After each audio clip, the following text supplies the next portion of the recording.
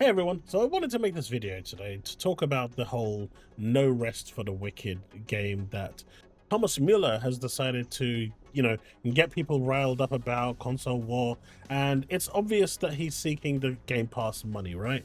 But I think there's a lot of history here that also needs to be unraveled because it isn't as clear cut. And I know the ponies are going to use this as a gotcha moment, and I promise you, this game is going to flop on PlayStation, it's going to flop on Switch too, and it will probably flop on Xbox as well.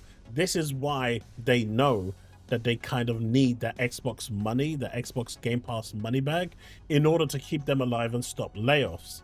And in my opinion, I hope they get everything that's coming to them, because when you've got a leader like this, and I'm going to get into it more and more, but first of all, let's just look at how the game is doing on PC, because that's where it is currently primarily playable. So, as you can see here, when the game launched, it launched at 36,000 max peak, right? That was 15 months ago. And since then, you've got like a max of just over 1,000 people playing per day. Currently, there's only 633 people playing as of right now. So the game isn't exactly lighting numbers. It's doing Concord level numbers at this point, right? So clearly, the guy is desperate to try and get some form of momentum going for this. But there is some history here that does need to, be spoken about.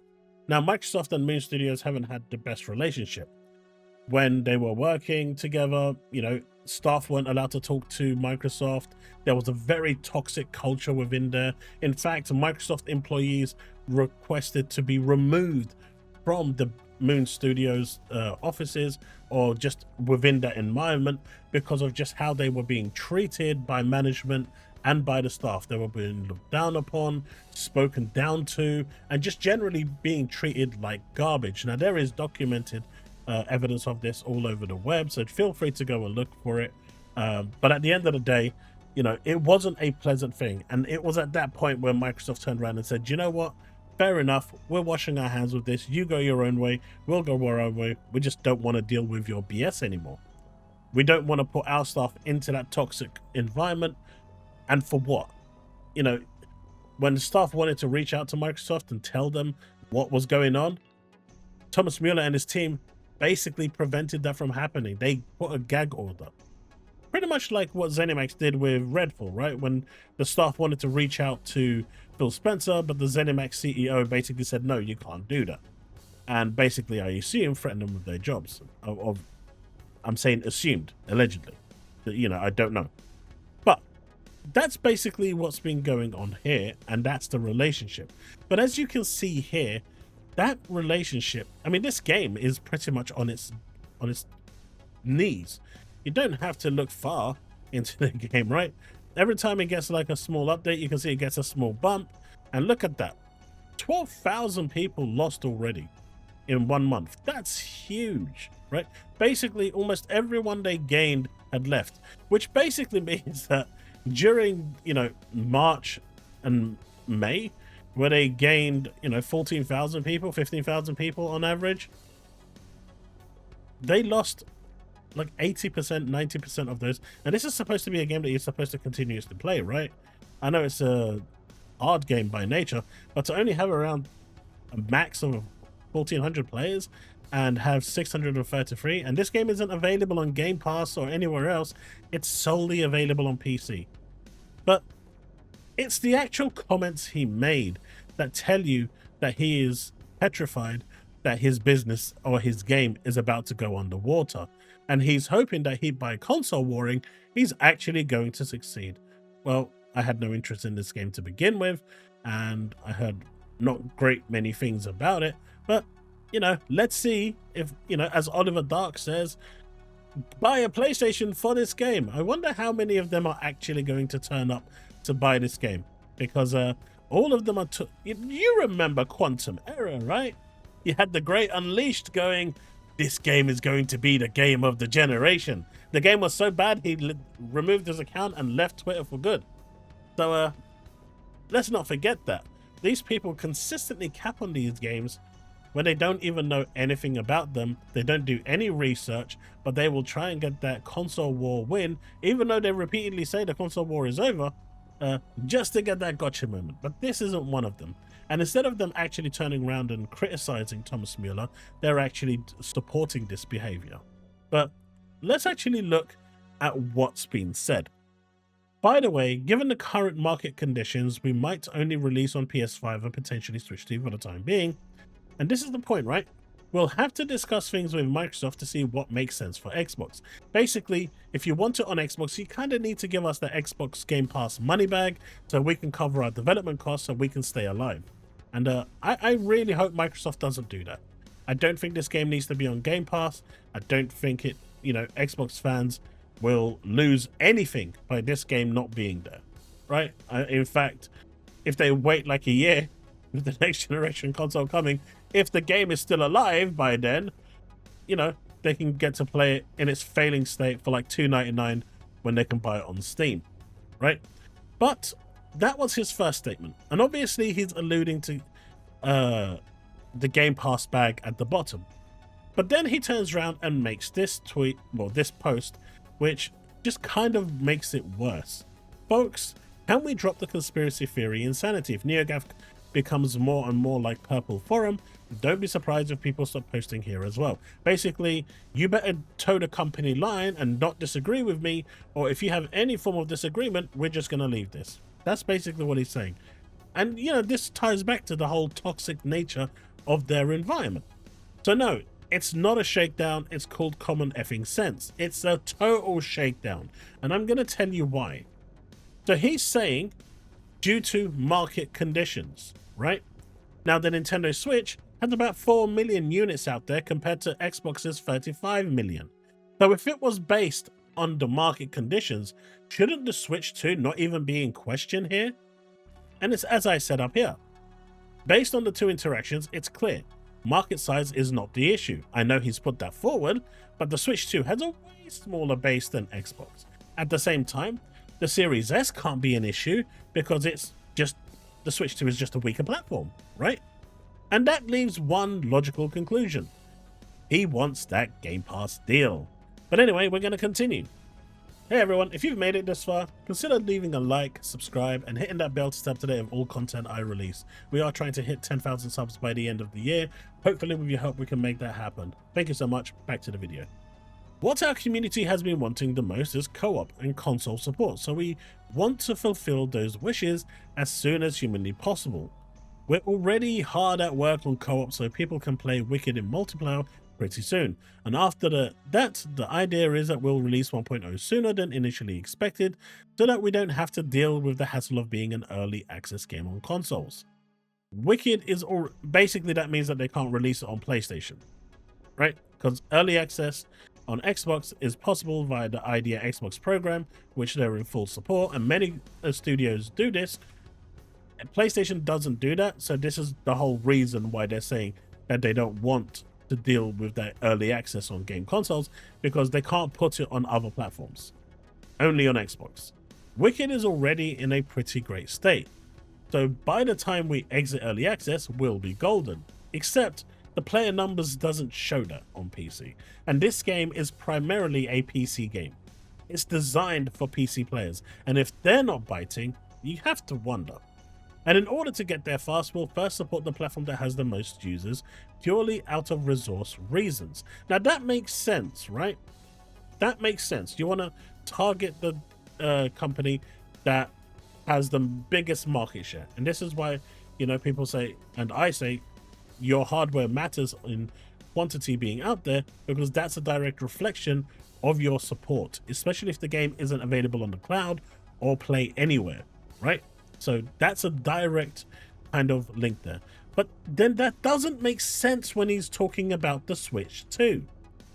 That completely invalidates his point when it comes to, most users. And if they make it play anywhere and available on the cloud, well, then that opens up Microsoft to 500 million MAUs. That is clearly the biggest market there. So, but then that would require it to be on Game Pass, right? And that's what he wants.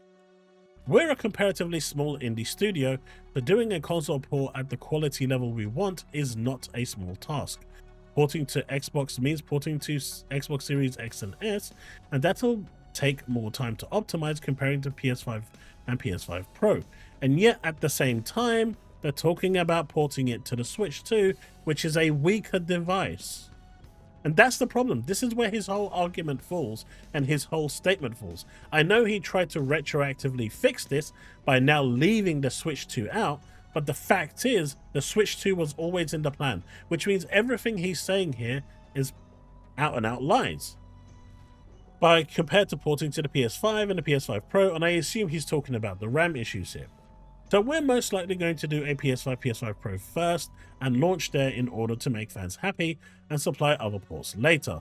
Now, it's going to be interesting to see how many people on PlayStation actually do turn up to buy this. I'm going to be keeping a keen eye on this because, Twitter is full of people saying they're going to buy this day one. Oliver Dark, the lot of them. You got that Sega channel, dude. They're all there. They're all there saying this is day one for them. And at the end of the day, if they don't pick this game up, they'll be the biggest hypocrites ever, right? So let's make that clear here.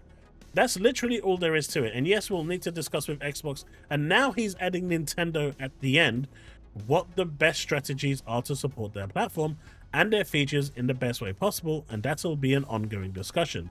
But previously, when he made this statement, Switch 2 was being built with the PS5 version. But now that it doesn't make logical sense because he used the market share argument, he has to now put Switch 2 in the same category as, Xbox because of the smaller market share. But it's this bit at the end, and he said it again.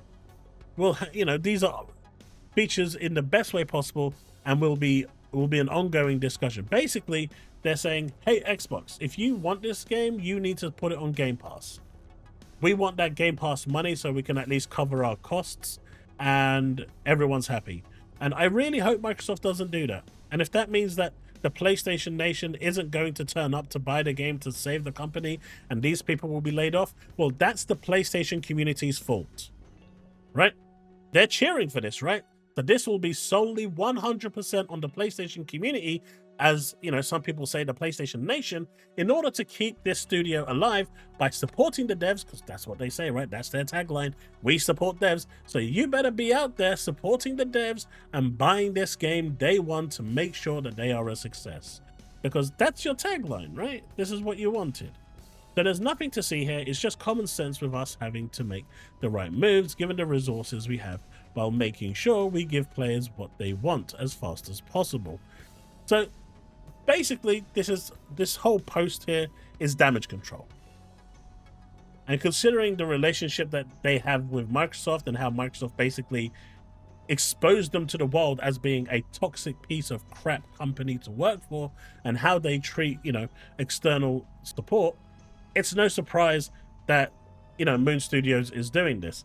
But there is no way that you are going to turn around and make this statement talking about market conditions and then include the Switch 2, which has a fraction of the user base as an Xbox Series console, and think that people aren't going to see straight through this. There's no way that you're going to turn around and say, we'll have to discuss things with Microsoft to see what makes sense for Xbox, not turn around and people say, this is all about the Game Pass money bag. Because as you saw with the Steam charts, this game is failing hard. No one is playing it. No one is buying it, right? They may have got a little cash injection there, but that's not going to be enough to keep this going. And considering this game was pretty much, made for the PC audience, when you've only got, when you've got less than Concord numbers playing your game, there's a problem there, right? And they know this. So instead of actually, trying to deal with this properly, they are trying to play console wars, and they are trying to rally two communities against each other, which for the most part, I'm happy to see that the Xbox community are smart enough to not fall for this and just turn around and say, do you know what? If that's what you want to do, fine, we just won't buy your game.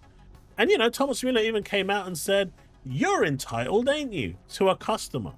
Like, my dude, he just said, if you're going to treat me like a second-class citizen, I'm not buying your game. I'm a consumer. I can do what the hell I like. It's my right to whether I want to buy your game.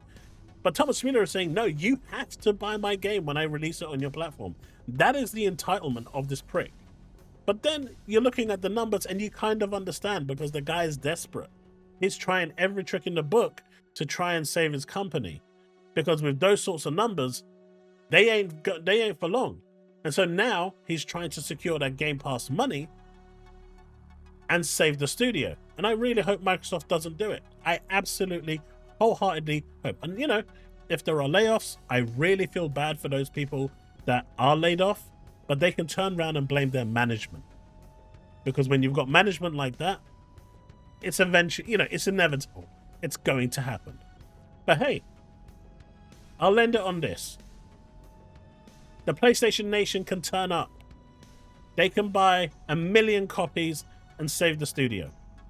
So PlayStation Nation, do your thing. Support the devs and make sure this game is a success. That's the video.